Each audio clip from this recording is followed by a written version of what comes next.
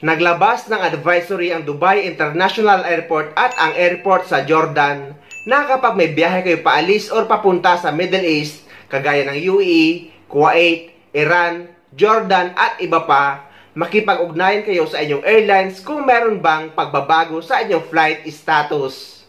Ang anunsyong ito ay kaugnay sa nangyaring pag-atake ng bansang Iran sa bansang Israel. Kasunod nito, isa namang barko ang konektado sa Israel ang hinarang ng Iran forces na lulan ang 4 nating kababayang Pilipino na galing sa Abu Dhabi, United Arab Emirates.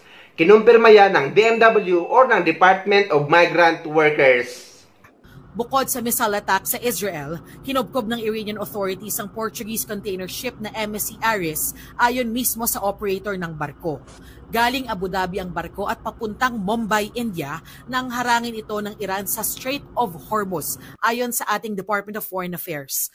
4 sa 25 crew members ng barko ay Pilipino. May embahada tayo sa Tehran, Iran, pero hindi pa nila direktang nakakausap ang 4 na Pinoy. Wala pa rin daw impormasyon ng ating gobyerno tungkol sa demands ng Iranian government.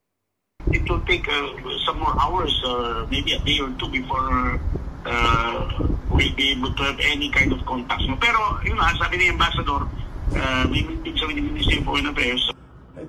Sabi naman ng Department of Migrant Workers, ligtas ang mga Pinoy batay sa impormasyong galing sa ship owner. We have touch base with them, full coordination for the safety and well-being of the 4 Filipino seafarers on board.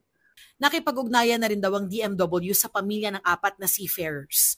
Ayun guys, makipag-ugnayan kayo direkta sa airlines nyo kapag may biyahe kayo papunta or paalis sa Middle East, lalo na sa UAE, Jordan, Iran, Kuwait at iba pa, para malaman nyo kung mayroon bang pagbabago sa flight schedule nyo. Iwasan din muna ang mga hindi mahalagang biyahe ayon sa Philippine Embassy sa Jordan, lalo na sa mga bansang apektado, at patuloy na mag-iingat at mapagmatsyag. At kapag naman nalagay sa alanganin or alam nyo nalalagay kayo sa alanganin, ay makipag-ugnayan sa Philippine Embassy sa bansa kung nasaan kayo or tumawag or makipag-ugnayan sa DMW or Department of Migrant Workers.